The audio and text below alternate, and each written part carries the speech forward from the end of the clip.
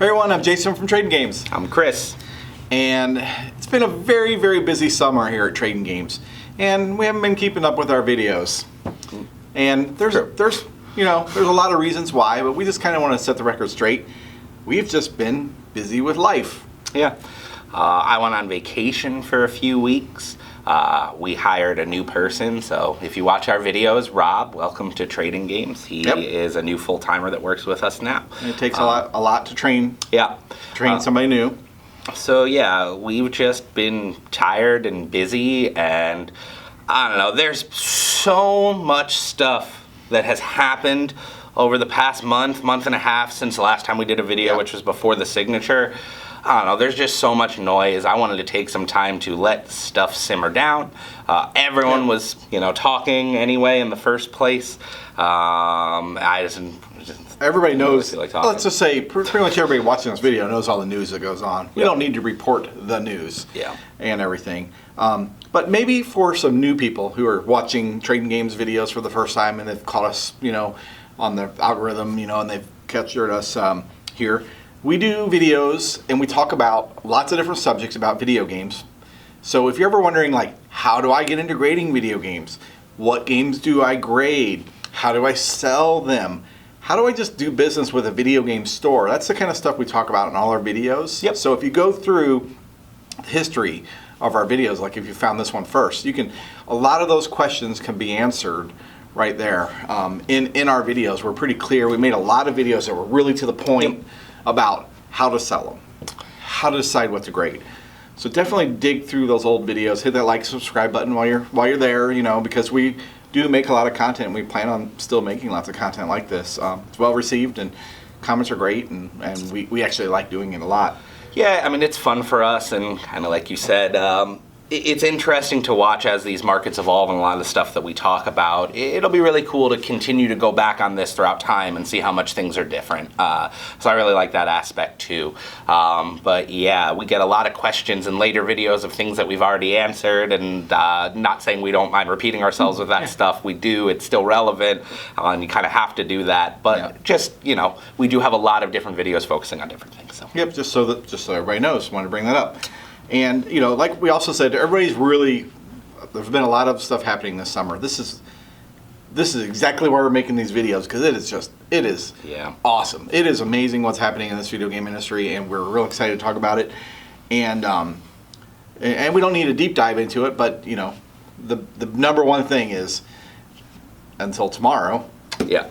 So I'm sure you've heard a lot of people talk about it, but there was a Mario 64 988++ that sold in the most recent July signature auction for $1.56 million. It is currently the world record sale. The first world record was broke that Friday in the signature by a Zelda for $870,000, followed by the Mario 64 that Sunday. I was on vacation at the time, and I was driving home from Florida for 16 hours, and so I sat and watched the entire signature auction on Sunday on my phone, sitting in a car, and it was awesome. It made my 16-hour trip go by so much faster. Would I have ever expected Mario 64 to be the $1.5 million video game sale, the first game to break $1 million? No, I personally would not. Maybe not this soon. Yeah, and again, something I don't know. Let's just lay it to rest. Yeah. There's the number one comments that we're getting from, and even random people walking in the store.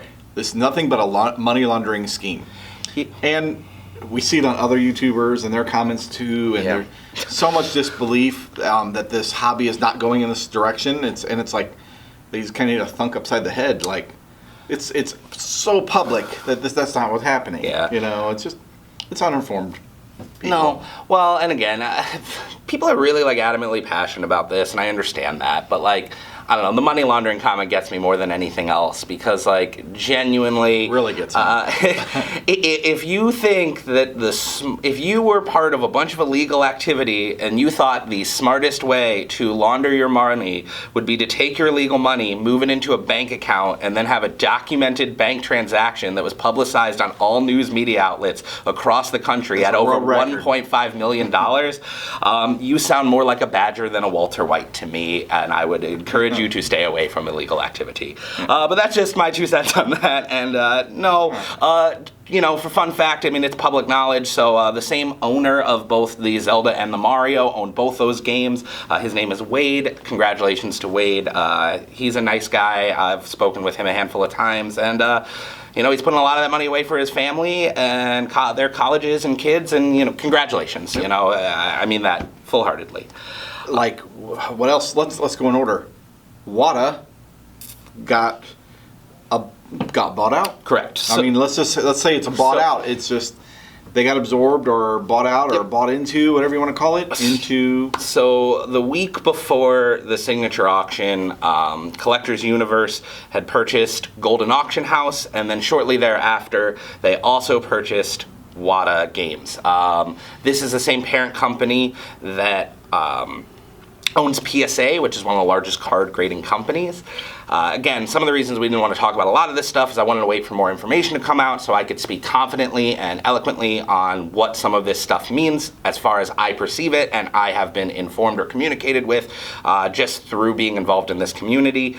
The few things that I do know is that, number one, as far as it stands, Wata will still maintain under their same branding, so they will still be Wata Games. It is still the same people team. That started the brain. They operate under the Collectors Universe umbrella.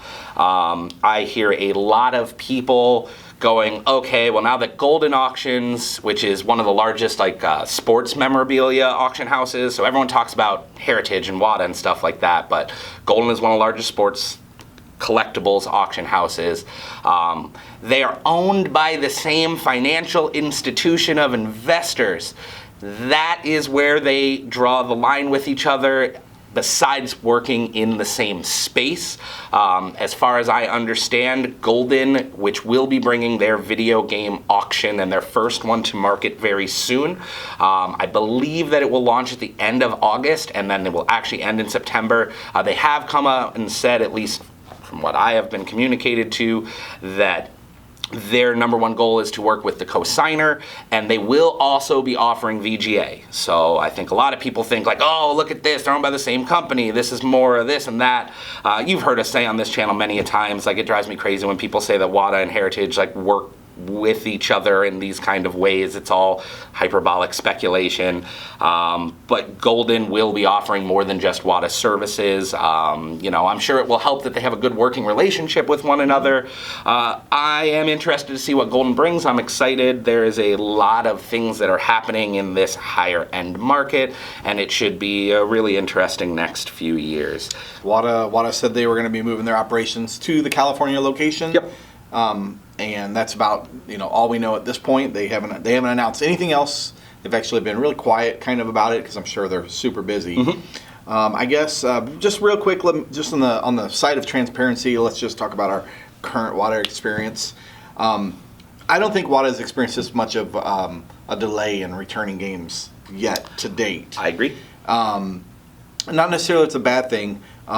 Wata hasn't spoken directly about exactly why they're taking so long to return games, why they turned on the faster tiers, why they changed different tiers around. They just do it.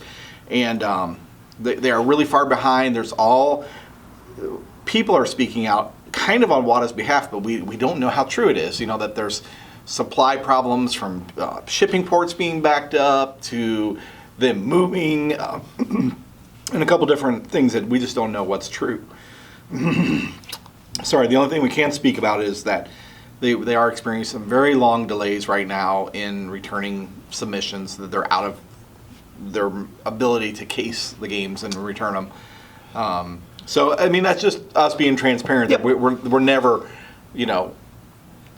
speak bad about Wata. Not that we're speaking bad about them. We just always like to let people know where we stand, what we know, to help you. Well, and a lot of our customers do ask us with our personal experience, and we've been sharing our personal experience the whole time. That's something I try to take some pride in. This is like, I have tons of people that have always said to me, like, well, you work with Wata. And my response to that is always like, no, they're like a public company, and I just like put my games in a box and mail them to them, and they mail them back. I don't work with Heritage. I co-sign my games to Heritage, and they sell them for me. That's the extent of our relationship with that, right? Yep. And so, to paraphrase, Wata's wait times are far outside their estimates, and we have games that we're waiting on and have been waiting for quite some time, and I look forward to when that box shows up. Yep. Moving on. The next big announcement, something I'm incredibly excited about, CGC, which is probably the most renowned and largest comic book grading company, has announced that they will be opening up a video game grading division. I have used CGC in the past for comic books. I have a high opinion of them. I believe that they have a lot of resources and expertise in a lot of areas. I'm very excited to see what they bring to the table. It will be a long process for them to get up and running, and I am very much looking forward to what those offerings are. I have nothing negative to say about CGC. I've always liked them, and I'm really excited about it. That's the best thing I can say. They have a lot of experience in launching new divisions. They just launched in about a year ago anniversary to date almost the Pokemon grading of Pokemon cards and Magic cards, and they put a team together to do that recently. So they have a lot of experience in launching new things. So they're going to bring a lot to the table, and I think everybody should really look forward to that, and because it will do nothing but help this whole entire new industry be more diverse. I mean, competition is always a good thing. So no matter how you feel about it, like, this market is astronomically growing at a very rapid pace. Things like CGC entering the market, you're seeing a lot of third-party grading companies pop up too lately. Just to touch on that for like a very minute bit, be careful who you send your video games to. That's all I'll say about that. I won't name any third-party grading companies out like that, but there are a lot of mom-and-pop graders popping up, is how I'll word that. I'm really excited, like I said, for CGC, and I'm also excited to see what happens with Wata working under the Collectors Universe umbrella. They're going to have a lot more resources put into them, so really interested to see what the future brings with that. Talk about the next. What is that? Okay, so what does that mean there? So essentially, the next big news, and so we're recording this on Thursday, August the 5th. Okay, not exactly sure what day this will get. But so we have all these people that talk about this $1.5 million Mario sale. Oh, that. Yep, sale. This is the rally. Okay. So essentially, just to give you a little context on what's going on, this week there was a public offer made. There is a company called Rally. There's also other companies like Otis are the ones that I'm aware of, and without getting too much into it, essentially what they are is, the concept is treat a collectible like a stock. So this company buys an expensive collectible. They have possession of said game. And then they open it up as fractional shares to potential investors. So Rally had purchased and put to market last year a 9.8A+ original Super Mario Brothers, and as far as I understand, for Nintendo NES. For NES, and as far as I understand, and Super Mario Brothers, I said Mario Brothers, not, you know what I mean. And they launched it with 3,000 fractional shares valued at $50 a piece, with $150,000 appraisal or evaluation, rather. At the time, that was a high. It was. They received a public offer on that game this week for $2 million, according to their Instagram. As far as I understand how this works, they send emails out to their shareholders, and by tomorrow, Friday, if 51% of these people agree to sell, that game will sell to the independent buyer, making it a new world record sale of $2 million. The people that have those shares, the rough loose math on that is their $50 per share is worth about $540. Give or take, it's actually a little less, but so about 10 times on their potential investment. Just a really interesting thing to see happen. I don't know how I feel about fractional share collectibles. I actually almost bought some on Otis when I first noticed it, just because it seemed like kind of low risk and just neat. I do dabble in a little bit of stocks and stuff like that here and there too. I don't know. It's really interesting, and it will be a new sale. It's something new, and it's very, very speculative. I don't know. Absolutely. I don't know where it falls. If you actually had to put it into a category of high risk or low risk, Yeah. I'm sure it already has a determination. Yep. So, just take that news with with caution, because a serious investment firm will tell you, you can diversify your risk also, along with your money. High risk, low risk, and that sounds really high risk, and this is going to be the first major move like that to happen, Yep. and this could really ramp it up and make a lot of people think GameStop stock going crazy and AMC stock going crazy, and I could just get into a whole bunch of games of that company because they see somebody making that's a huge return. Well, but that's not going to happen very often, and it's the first one, so it's something to just caution on Yeah, that. and there is inherent value in a big ticket item selling. It would be a record for a fractional collectible share company. It's a record video game sale. It's a record for Rally on top of that. So there's a lot of people that will see benefits and positives from that happening. And a lot of publicity behind that. Exactly. Bingo. There's marketing value behind you that, will hear obviously. a lot about it. But again, with that being said, I hear a lot of people complain with the $1.5 million Mario sale that they wish they knew who bought it. Well, if I bought something for over $1 million, I probably wouldn't want everyone to know that I did that either. But with that being said, this potentially creates another documented public record, not through heritage of a multi-million-dollar game. And games are still going up. So a lot of this stuff is still happening. I think we're really just kind of starting to work our way into it. I think there will obviously be some games that go down. There will be games that go up. It's like anything. Nothing is infallible, and we never say that it is, but we do like to talk about it. Well, Chris knows about this next announcement more than me because it happened today, and he informed me about it, and it's really awesome. Also, that this is something that's been in the works. But go ahead and hit it. Another cool thing that got announced today. There's a gentleman by the name of Dan Alec. Very nice guy. Really, really like Dan. Very, very informative. I know he's been kind of in the works on something, and he made an announcement today that in October of 2021, Where did he make it at? Facebook is where I saw it. It might be in multiple Some of the collector areas, groups. but in some of the collectors multiple groups. collector groups. Wata Games Group, High End Collectibles, Sealed Games Collectors, Exactly. A whole bunch of those different groups on Facebook. But he made a public announcement, essentially, that he's opening up a website called minusworld.com.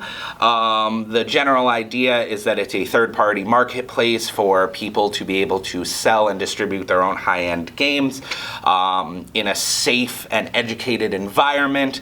To paraphrase some of this high-end game stuff, there's a lot of money moving around, and there's a lot of risk when you're looking on eBay and stuff.